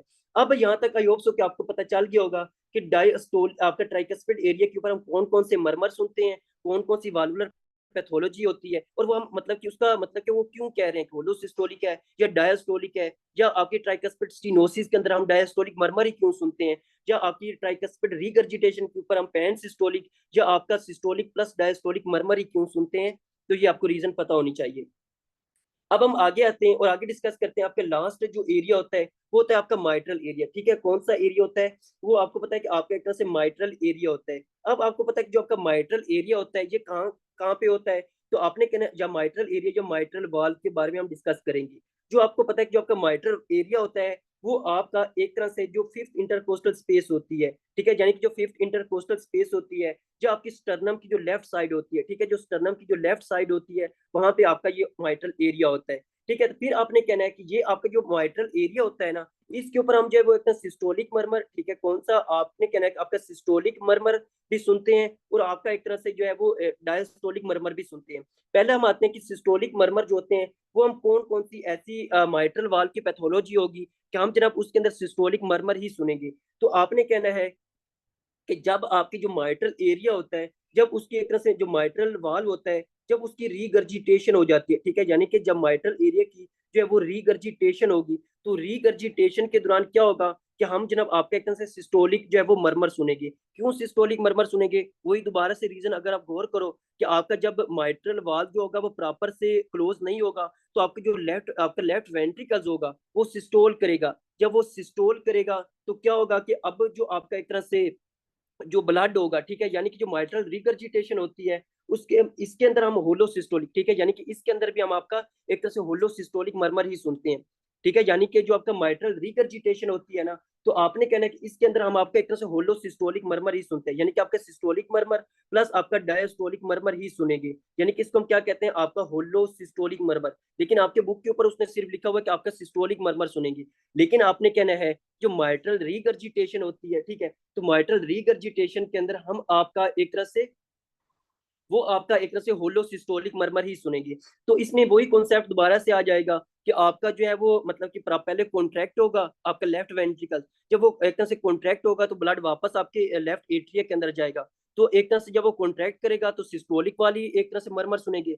जब वो एक तरह से रिलैक्स होगा तो ब्लड ऊपर से नीचे आएगा, ठीक है, जब वो रिलैक्स आएगा तो आपके लेफ्ट एट्रिया से लेफ्ट वेंट्रिकल्स के अंदर ब्लड आएगा, तो फिर उसकी वजह से आपका डायस्टोलिक मरमर भी सुनेंगे। तो ये आपने इसके अंदर कॉन्सेप्ट याद रखना है कि इसके अंदर हम पैन सिस्टोलिक या सिस्टोलिक प्लस डायस्टोलिक मरमर दोनों सुनते हैं। ये आपने लाजमी लिखना है कि माइट्रल रिगर्जिटेशन के अंदर वही कॉन्सेप्ट जो मैं आपको ऊपर से जो आपका एक तरह से ट्राइकस्पिड रिगर्जिटेशन वाला था वो मैं आपको इसी के अंदर मतलब वहां पे समझा चुका हूँ, तो आपने इसकी इसी के अंदर जो है उस कॉन्सेप्ट को जो है वो देख लेना है। ये था आपका माइट्रल रिगर्जिटेशन। फिर आपने कहना है कि जब भी आपका माइट्रल वाल्व प्रोलैप्स होगा, ठीक है, यानी कि जब भी आपका माइट्रल वाल्व प्रोलैप्स होगा, तो माइट्रल वाल्व के प्रोलैप्स होने पे आप क्या देखोगे, आपका जो है वो एक तरह से जो है वो आपका पैन सिस्टोलिक मरमर देखोगे। अब ये माइट्रल वाल्व प्रोलैप्स क्या होता है, देखो आपने याद करना है कि जब भी आपका माइट्रल वाल्व प्रोलैप्स होता है इसके अंदर हम क्या देखते हैं कि जो आपका ब्लड आपका सॉरी आपका जो माइट्रल एरिया होता है, ये आपका सॉरी जो आपका माइट्रल वाल्व होता है ना, ये आपका माइट्रल वाल्व जो होता है ये आपका एक तरह से लेफ्ट एट्रिया के अंदर चला जाता है। यानी कि आपने कहना है कि जो माइट्रल वाल्व प्रोलैप्स होती है ये ऐसी कंडीशन होती है जिसके अंदर आपका जो माइट्रल एरिया होता है, सॉरी आपका जो माइट्रल वाल्व होता है वो आपके लेफ्ट एट्रिया के अंदर चला जाता है। इसको आपने एक बात जो है वो लिखनी है कि हमारे पास होते हैं आपके एक तरह से पेपिलरी मसल्स भी होते हैं और कोर्डे टेंडनी भी होती है, ठीक है। यानी कि हमारे पास आपको पता है कि अब अभी मैं आपको पिक्चर से दिखाता भी हूँ कि हमारे पास होते हैं आपके एक तरह से पेपिलरी मसल्स भी होते हैं। क्या होते हैं कि हमारे पास आपको पता है कि पेपिलरी मसल्स होते हैं। अब पेपिलरी मसल क्या काम करते हैं वो मैं आपको बताऊंगा। आपने सिर्फ याद रखना है कि हमारे पास पेपिलरी मसल्स होते हैं। जब भी पेपिलरी मसल्स जो होते हैं जब वो डैमेज होंगे, जब भी पेपिलरी मसल डैमेज हो गए ना तो आपकी हमें रीगर्जिटेशन मिलेगी, ठीक है। हमें क्या मिलेगी, हमें एक तरह से रीगर्जिटेशन मिलेगी। लेकिन जब आपके कोर्डे टेंडनी है, ठीक है, यानी कि जब भी आपके जो कोर्डे टेंडनी होते हैं यानी कि जो कनेक्टिव टिश्यू होते हैं जब वो डैमेज होंगे तो इसकी वजह से हमें जो वो माइट्रल वाल्व प्रोलैप्स मिलेगा, ठीक है। ये अभी तक आपने सिर्फ नोट करना है। आपने कहना है कि जब भी आपका क्या होगा जो पेपिलरी मसल्स होते हैं ना, जब पेपिलरी मसल डैमेज होते हैं तो हमें रीगर्जिटेशन मिलती है। लेकिन जब कोर्डे टेंडनी का मसला बनता है तो हमें माइट्रल वाल्व प्रोलैप्स मिलता है। अब ये मैंने आप यहाँ पे जो है वो मतलब ये वाला, ठीक है, यहाँ पे आप समझो इसको। यानी कि हमारे पास क्या होते हैं कि मैं आपको समझाता हूँ माइट्रल वाल्व प्रोलैप्स का, क्योंकि आप में से किसी को पता होगा किसी को नहीं पता होगा। तो आपने ये समझ लेना है कि जब भी आपका क्या होता है कि जब कोर्डे टेंडनी जब आपके एक तरह से रप्चर होते हैं तो कोर्डे टेंडनी में हमें क्या मिलता है कि आपका माइट्रल वाल्व प्रोलैप्स मिलता है। क्या मिलता है, माइट्रल वाल्व प्रोलैप्स मिलता है। लेकिन जब भी आपका पेपिलरी मसल डैमेज होते हैं तो पेपिलरी मसल में हमें क्या मिलता है, आपकी रीगर्जिटेशन मिलती है। क्या मिलती है, रीगर्जिटेशन। अब देखो यहाँ पे कि आपके जो कोर्डे टेंडनी होते हैं, ठीक है, ये जो कोर्डे टेंडनी होते हैं ना ये आपके इस नीचे जो पेपिलरी मसल्स होते हैं इन पेपिलरी मसल के साथ अटैच होते हैं। यानी कि कोर्डे टेंडनी जो होते हैं इन पेपिलरी मसल के साथ अटैच होते हैं। जो पेपिलरी मसल होते हैं वो नीचे से आपके जो वेंट्रिकल्स होते हैं उनके साथ कनेक्टेड होते हैं, ठीक है। यानी कि कोर्डे टेंडनी है पेपिलरी मसल के साथ अटैच होंगी और पेपिलरी मसल आपके जो है वो कनेक्ट होंगे आपके वेंट्रिकल्स के मसल के साथ। जब ये डैमेज होंगे ना, जब ये मतलब कि थोड़े से वीक हो जाएंगे तो आपके कोर्डे टेंडनी तो कुछ ना कुछ काम कर रहे होंगे। जब वो काम कर रहे होंगे तो आपके जो माइट्रल एरिया होगा ना वो थोड़ा बहुत मतलब कि उसके वो वीक हो जाएगा, यानी कि वो प्रॉपर क्लोज नहीं हो सकेगा, ठीक है। तो इसको हम कहते हैं, लेकिन वो अपनी असल पोजीशन के ऊपर रहेगा, अपनी नॉर्मल पोजीशन के ऊपर रहेगा। तो इसलिए आपने कहने का माइट्रल आपके पेपिलरी मसल डैमेज होने से रीगर्जिटेशन होगी, लेकिन आपका जो वाल्व होगा वो अपनी लोकेशन के ऊपर अपनी पोजीशन के ऊपर ही रहेगा। लेकिन जब कोर्डे टेंडनी का मसला बनता है, कोर्डे टेंडनी रप्चर हो जाते हैं या कोर्डे टेंडनी जो है वो वीक हो जाते हैं, तो क्या होता है कि ये जब कोर्डे टेंडनी का मसला बनेगा तो अब क्या होगा, ये जो आपका माइट्रल एरिया होगा ये आपका कहाँ चले जाएगा, ये सारे का सारा आपका एक तरह से जो लेफ्ट एट्रिया होता है उस लेफ्ट एट्रिया के अंदर जो है वो चला जाएगा, ठीक है। नॉर्मली कोर्डे टेंडनी इसको वापस नहीं जाने देना होता, इसको अपनी पोजीशन के ऊपर रखना होता है। लेकिन जब आपके कोर्डे टेंडनी रप्चर हो जाएंगे तो ये वापस आपके एक तरह से वापस लेफ्ट एट्रिया के अंदर चला जाएगा। जब आपका वाल आपके जो है वो एक तरह से जो है वो एट्रिया के लेफ्ट एट्रिया के अंदर चले जाते हैं तो उसको हम कहते हैं माइट्रल वाल प्रोलैप्स, ठीक है। क्या कहते हैं, माइट्रल वाल प्रोलैप्स। तो ये आपको पता होना चाहिए कि कोर्डे टेंडनी में हम क्या देखते हैं कि आपके वाल का प्रोलैप्स देखते हैं, लेकिन आपके पेपिलरी मसल जब डैमेज होते हैं तो हम रीगर्जिटेशन देखते हैं। तो ये भी बहुत इंपॉर्टेंट बात है, तो आपने लाजमी इसको नोट कर लेनी है। अब माइट्रल वाल्व प्रोलैप्स का आपको पता चल गया कि माइट्रल वाल्व प्रोलैप्स एक ऐसी कंडीशन होती है जिसमें कोर्डे टेंडनी जो होते हैं वो वीक हो जाते हैं, वो रप्चर हो जाते हैं। तो आपका जो वाल्व होता है, माइट्रल वाल्व जो होता है वो कहाँ चला जाता है, वो आपके लेफ्ट एट्रिया के अंदर जो है वो चला जाता है। तो इसमें हम क्या देखते हैं कि आपने कहना इसमें हम सिस्टोलिक जो है, सॉरी पैन सिस्टोलिक जो मरमर होगी वो हम देखने को हमें जो है वो सुनाई देगी, ठीक है। तो ये मतलब कि आपने कहना है वो वही कॉन्सेप्ट आपने जो है वो खुद जो है वो आपने कॉमन सेंस यूज करके आपने इसकी रीजन जो है वो खुद ही बना लेनी है, ठीक है। तो अब हम आगे आते हैं, आगे डिस्कस करते हैं कि जब आपका जो है वो डायस्टोलिक मरमर कब देखेंगे, यानी कि इस एरिया के ऊपर हम डायस्टोलिक मरमर कब सुनेंगे, ठीक है। यानी कि डायस्टोलिक जो मरमर होगा वो हम कब सुनेंगे, जो आपका S2 और S1 के दरमियान होता है। तो आपने कहना है कि जो डायस्टोलिक मरमर होगा वो हम सुनेंगे आपका एक तरह से माइट्रल स्टीनोसिस होगी, ठीक है। यानी कि जब माइट्रल स्टीनोसिस होगी तो माइट्रल स्टीनोसिस के ऊपर हम आपका डायस्टोलिक मरमर सुनेंगे। अब मतलब कि माइट्रल स्टीनोसिस के अंदर ही हम आपका डायस्टोलिक मरमर क्यों सुन रहे हैं, तो वही कंडीशन मतलब कि आपको पता है कि आपका जो है ऊपर से ये स्टीनोज होगा, ठीक है। यानी कि जब ये स्टीनोज होगा अब यानी कि इसके दरमियान जो एक तरह से जो लीफलेट्स होंगे वो भी काफी स्टीनोज हो चुके होंगे, वो काफी एक तरह से स्टीनोज हो चुके होंगे। तो क्या होगा, जब ये ओपन होगा यानी कि नीचे से वेंट्रिकल जो है वो रिलैक्स हो रहा है, इसने अब ओपन होना है ताकि आपके जो एट्रिया है उससे आपके जो एट्रिया है उससे ब्लड वेंट्रिकल के अंदर आ जाए। तो जब आपका एक तरह से जो वेंट्रिक आपका जो है वेंट्रिकल जो होगा, ये मतलब कि डायस्टोल करेगा, इसके अंदर जो है वो ब्लड ऊपर से आएगा, तो वो ब्लड क्या करेगा, स्टीनोज वाल के जो लीफलेट्स होंगे उनके साथ टकराएगा, तो आपका क्या मिलेगा, आपको डायस्टोलिक जो मरमर होगा वो सुनाई देगा। तो ये आपने इसके रीजन के साथ जो है वो बताना है कि डायस्टोलिक मरमर जो होगा वो आप माइट्रल स्टीनोसिस, मतलब कि जब आप माइट्रल स्टीनोसिस यानी कि कोई भी मरमर सुनो और वो आप जो है वो फिफ्थ इंटरकोस्टल स्पेस या माइट्रल एरिया के ऊपर सुनो, और वो आपका एक तरह से S2 और S1 के दरमियान हो, तो आपने कहना ये माइट्रल स्टीनोसिस है। और डायस्टोलिक जो है उसके मतलब कि हम इसके अंदर जो डायस्टोलिक मरमर ही क्यों देख रहे हैं, तो इसकी रीजन आपको लाजमी और लाजमी पता होनी चाहिए। ठीक है, तो ये आपका था यहाँ पर आपके जो फोर्थ वाल्व होते हैं उनकी प्रॉपर लोकेशन और उसका सारा सीन। अब हम आगे आते हैं और आगे डिस्कस करते हैं कि एक और उसने बताया हुआ है कि आपका लेफ्ट स्टर्नल बॉर्डर, ठीक है, यानी कि अब जो आपका एक तरह से लेफ्ट स्टर्नल बॉर्डर होता है उसके ऊपर क्या होता है। देखिए जो लेफ्ट स्टर्नल बॉर्डर होता है ना, आपने याद करना है कि जो आपका लेफ्ट स्टर्नल बॉर्डर होता है ये आपकी थर्ड इंटरकोस्टल स्पेस के ऊपर होता है, ठीक है, यानी कि जो आपकी थर्ड इंटरकोस्टल स्पेस होती है और लेफ्ट साइड के ऊपर, यानी कि जो आपका स्टर्नम की जो लेफ्ट साइड होगी वहां पे आपकी क्या होती है, आपने कहना कि लेफ्ट स्टर्नल बॉर्डर होता है, यानी कि जो आपका एक तरह से पल्मोनिक वाल होगा और जो आपका ट्राइकस्पिड वाल होगा उसके दरमियान जो स्पेस होगी, पल्मोनिक वाल कहाँ पे होता है, आपके सेकंड इंटरकोस्टल स्पेस, और आपका जो ट्राइकस्पिड वाल होता है वो कहाँ पे होता है, आपके फोर्थ इंटरकोस्टल स्पेस। तो आपकी सेकंड और फोर्थ के दरमियान क्या आता है, आपका थर्ड आता है ना। तो आपने कहना है जो लेफ्ट स्टर्नल बॉर्डर होता है वो third intercostal space left side of the sternum, आपके जो पल्मोनिक एरिया और आपके जो ट्राइकस्पिड एरिया होता है इसके दरमियान होता है, ये आपने कहना है। अब जो आपका जो लेफ्ट स्टर्नल बॉर्डर है या थर्ड इंटरकोस्टल स्पेस है, इसके ऊपर भी हम कुछ मरमर सुनते हैं।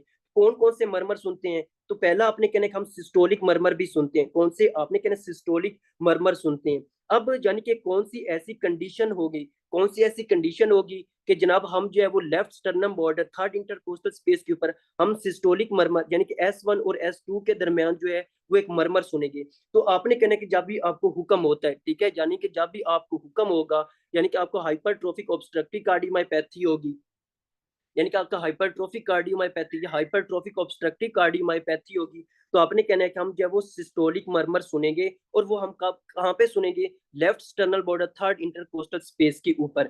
फिर जो है इसके ऊपर जो है आपका जो है वो डायस्टोलिक मरमर भी सुनते हैं, कौन सा, आपका एक तरह से डायस्टोलिक मरमर भी इसके ऊपर सुनते हैं। अब जो डायस्टोलिक मरमर होता है, ठीक है, यानी कि जो आपका एक तरह से डायस्टोलिक मरमर होता है वो अब मतलब कि जो डायस्टोलिक मरमर होते हैं वो हम कौन कौन सी वालुलर पैथोलॉजी होती है कि उन वालुलर पैथोलॉजी के अंदर आपकी डायस्टोलिक मरमर जो है वो प्रोड्यूस होगी, और हम जो है वो left sternal border third intercostal space के ऊपर सुनेंगे।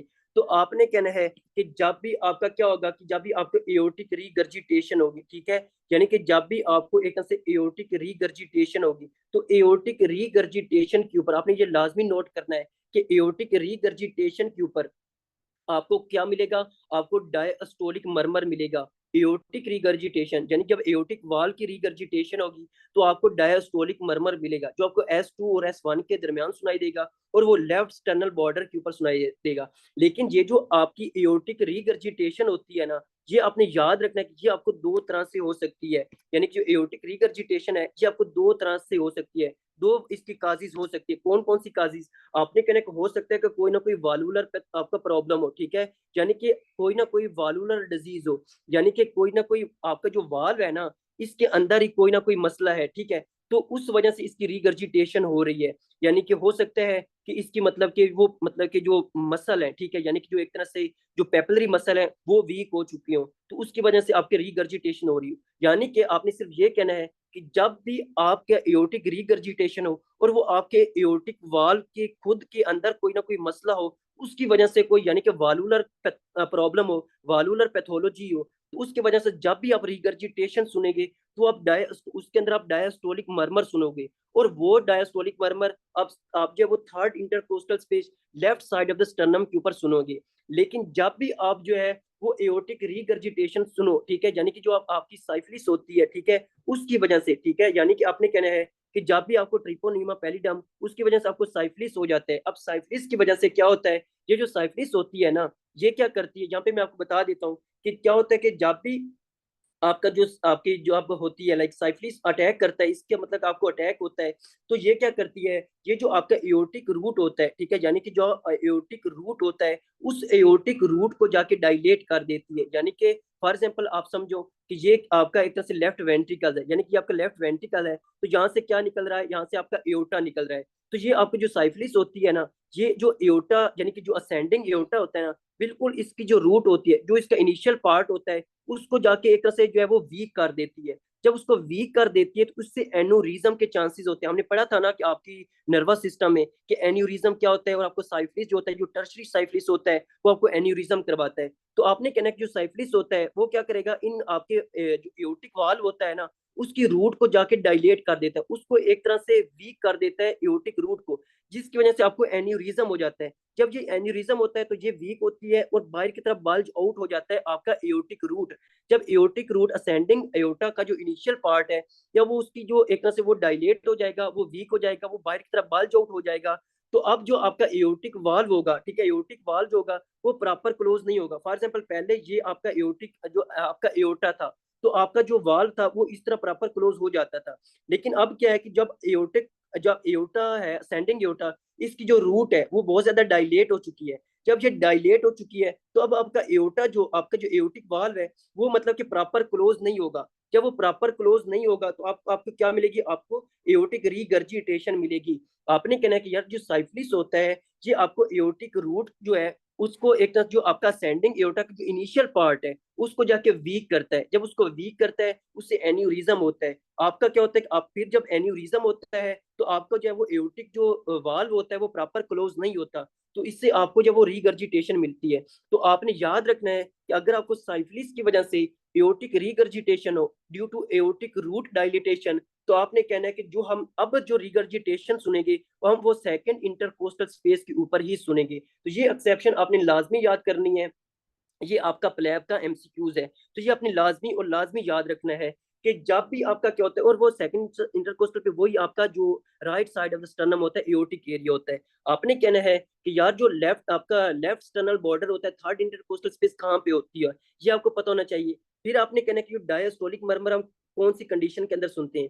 आपने कहना है कि हम तो सुनते हैं एओर्टिक रीगर्जिटेशन के अंदर। एओर्टिक रीगर्जिटेशन दो तरह से हो सकती है। अगर आपके वालुलर पैथोलॉजी हो, वालुलर का खुद आपके वाल का खुद का कोई मसला हो, तो उसकी वजह से आपको एओर्टिक रीगर्जिटेशन मिल रही हो, तो आप जो डायस्टोलिक मरमर सुनोगे वो आप थर्ड इंटरकोस्टल स्पेस के ऊपर ही सुनोगे और left side of the sternum के ऊपर सुनोगे। ठीक है, लेकिन अगर आपको क्वेश्चन इस तरह आ जाए कि उसमें साइफिलिस का जिक्र हो, ठीक है, आपकी जो साइफिलिस होती है इसका जिक्र हो, फिर वो कहेंगे कि उसने जनाब आपके हार्ट की जो एओर्टिक वाल्व है उसको एक तरह से डैमेज किया है। तो आप बताएं हमें कौन सी मरमर सुनाई देगी और कौन से एरिया के ऊपर सुनाई देगी। तो आपने कहना जब साइफिलिस आ जाएगा तो एओर्टिक रूट की डायलिटेशन की वजह से आपको एओर्टिक रीगर्जिटेशन मिलेगी, तो आपको second intercostal space right side of the sternum के ऊपर जो वो आपको सुनाई देगी। तो ये आपने एक्सेप्शन लाजमी और लाजमी नोट करनी है। फिर आते हैं आपका जो पल्मोनिक रिगर्जिटेशन होगा, जब पल्मोनिक वाल से ब्लड जो होगा वो वापस आएगा, तो उसको कहते हैं पल्मोनिक रिगर्जिटेशन। तो आपने कहना जो पल्मोनिक रिगर्जिटेशन होगी इसके अंदर भी हम जो है वो डायस्टोलिक मरमर सुनेंगे और left side of the sternum third intercostal space के ऊपर सुनेंगे। तो ये आपने लाजमी और लाजमी नोट करना है। ये सारी चीजें आपको लाजमी पता होनी चाहिए कि आपका इसके अंदर सारे का सारा क्या सीन होता है। अब मुझे जल्दी से बताएं ये वाली चीज आपको क्लियर है, इसके अंदर कोई मसला तो नहीं है। यानी कि जो पहला टॉपिक मैंने आपको बताया था कि ये हमने करना है ये वाला, इसके अंदर किसी का कोई मसला तो नहीं है, सबको क्लियर है ना। सही हो गया।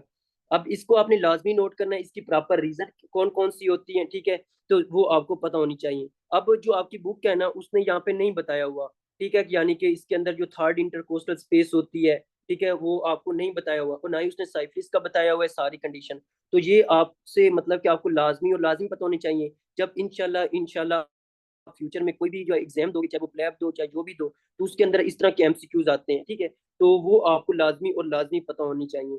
तो आई होप सो कि यहाँ तक ये वाला जो पैरा था, ठीक है, ये वाली जो चीज थी ये आपको क्लियर हो चुकी होगी और इसमें आपको कोई भी कंफ्यूजन नहीं होनी चाहिए।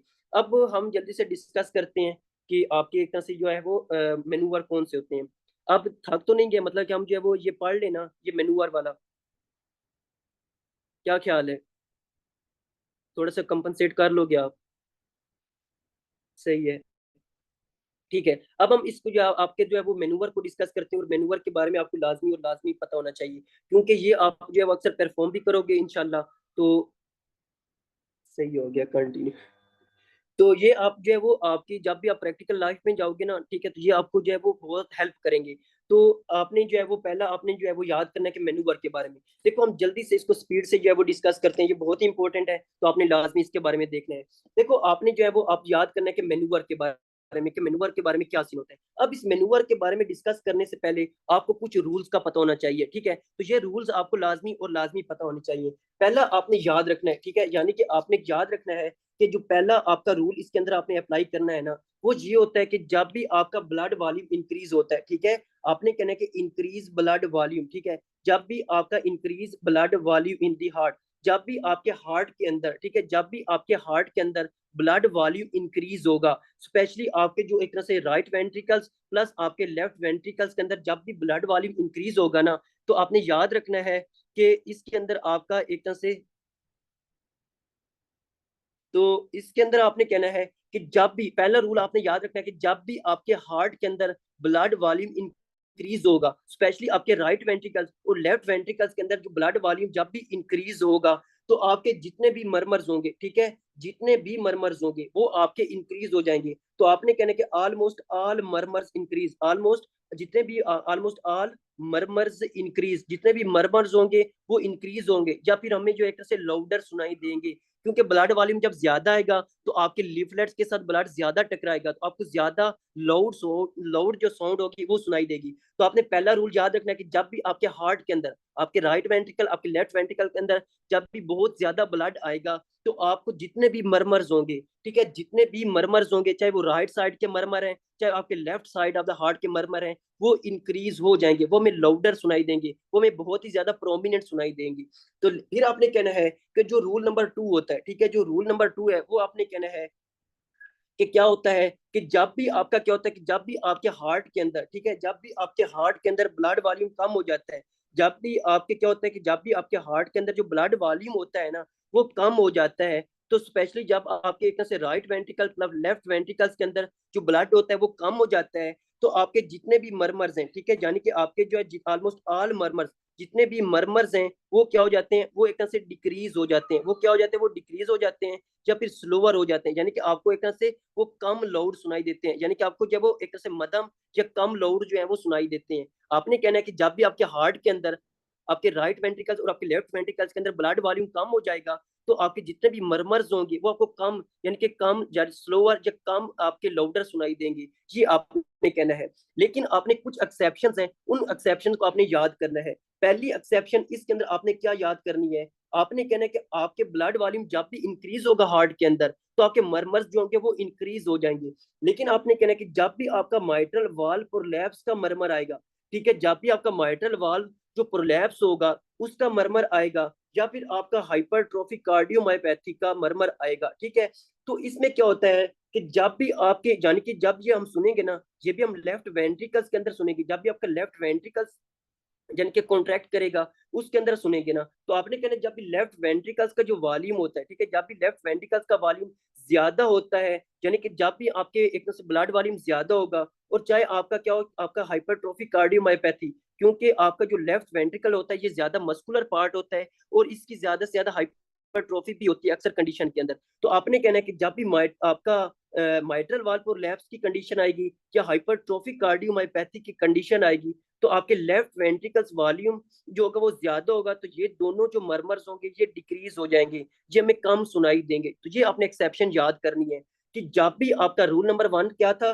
कि जब भी आपके हार्ट के अंदर ब्लड वॉल्यूम ज्यादा होगा, तो आपके जितने भी मरमर्स होंगे वो आपको ज्यादा सुनाई देंगे, लाउडर सुनाई देंगे। लेकिन आपने कहना है कि जब माइट्रल वाल्व प्रोलैप्स होगा या हाइपरट्रोफिक कार्डियोमायोपैथी होगी, यानी कि आपके लेफ्ट वेंट्रिकल्स के अंदर वॉल्यूम जो है वो ज्यादा होगा, तो ये दोनों, इन दोनों कंडीशन के जो मरमर्स होंगे वो आपको डिक्रीज होंगे, वो आपको कम लाउडर सुनाई देगी। फिर आपने कहना है कि जब भी आपके इस कंडीशन के अंदर जो आपका एक एक्सेप्शन होती है वो वही होती है कि आपकी माइट्रल वाल्व प्रोलैप्स और आपके हाइपरट्रोफिक कार्डियोमायोपैथी की, कि जब भी इनके अंदर लेफ्ट वेंट्रिकल्स का जो वॉल्यूम होगा ठीक है, जब वो कम हो जाएंगे, ठीक है, जब भी लेफ्ट वेंट्रिकल्स के जो वॉल्यूम होंगे वो कम हो जाएंगे, तो इन दोनों कंडीशन के जो मरमर्स होंगे वो आपको इंक्रीज यानी कि एक तरह से लाउडर सुनाई देंगे। ये आपने एक्सेप्शन याद करनी है कि रूल नंबर 2 में क्या था कि जितने भी ब्लड, अगर ब्लड वॉल्यूम हार्ट के अंदर ज्यादा कम होता है ना, तो आपके जितने भी मरमर्स होंगे वो मरमर्स आपको जो है वो एक तरह से मतलब कि लाउडर जो है वो नहीं सुनाई देंगे, आपको कम लाउडर सुनाई देंगे।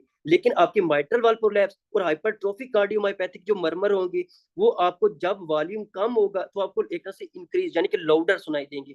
तो ये आपने जो है वो लाजमी एक्सेप्शन याद करनी है। ये आपके रूल नंबर 1 और रूल नंबर 2 था। फिर आपने आना है और रूल नंबर 3 के ऊपर कि जो रूल नंबर 3 होता है इसकी क्या कंडीशन होती है। आपने याद करना है कि जब भी आप इंस्पायरेशन करते हो, ठीक है, ऑन इंस्पायरेशन, कल भी हमने डिस्कस किया था कि जब भी आप इंस्पायर करते हो, ठीक है, तो इंस्पायरेशन के ऊपर आपने याद करना है कि आपके जो राइट साइडेड ब्लड वॉल्यूम होता है, ठीक है, यानी कि जो राइट साइडेड ब्लड वॉल्यूम होता है, राइट साइडेड ब्लड वॉल्यूम का क्या मतलब होता है कि आपका जो right side of the heart होता है, जो आपका एक तरह से right side of the heart होता है, तो right side of the heart के अंदर जो ब्लड वॉल्यूम होता है वो इंक्रीज हो जाता है। आपने याद करना है कि जब आप इंस्पायरेशन करते हो तो इंस्पायरेशन के ऊपर राइट साइड जो ब्लड वॉल्यूम होता है वो इंक्रीज हो जाता है। आपकी जो right side of the heart होता है इसके अंदर जो ब्लड आता है वो ज्यादा से ज्यादा आता है। ठीक है, तो ये आपने कहना है। तो फिर आपने कहना है कि जब आप इंस्पायर करते हो, ठीक है, जब आप इंस्पायर करते हो तो इंस्पायरेशन के ऊपर जो left side of the heart है, ठीक है, यानी कि लेफ्ट साइडेड ब्लड वॉल्यूम है, लेफ्ट साइडेड ब्लड वॉल्यूम है, लेफ्ट साइड के अंदर जो ब्लड वॉल्यूम है या left side of the heart के जो ब्लड वॉल्यूम है वो डिक्रीज हो जाता है। वो क्या होता है, वो डिक्रीज हो जाता है, वो कम हो जाता है। ये अपने लाजमी नोट करना है कि इंस्पायरेशन के ऊपर right side of the heart या उसका जो उसके अंदर जो ब्लड वॉल्यूम होता है वो इंक्रीज हो जाता है। इसी मतलब कल हमने इसको रीजन भी डिस्कस की थी। जबकि left side of the heart जो होता है इसका जो ब्लड वॉल्यूम होता है वो कम हो जाता है। फिर आपको पता है कि जब इंस्पायरेशन के ऊपर right side of the heart के अंदर ब्लड वॉल्यूम ज्यादा होगा तो आपके राइट साइड के जितने भी मरमर होंगे, ठीक है, right side of the heart के जितने भी मरमर्स होंगे, राइट साइड हार्ट के जितने भी मरमर्स होंगे वो आपको क्या सुनाई देंगे, वो आपको लाउडर सुनाई देंगे। ठीक है, वो क्या होंगे, वो आपको लाउडर सुनाई देंगे, वो आपको ज्यादा प्रोमिनेंट सुनाई देंगे।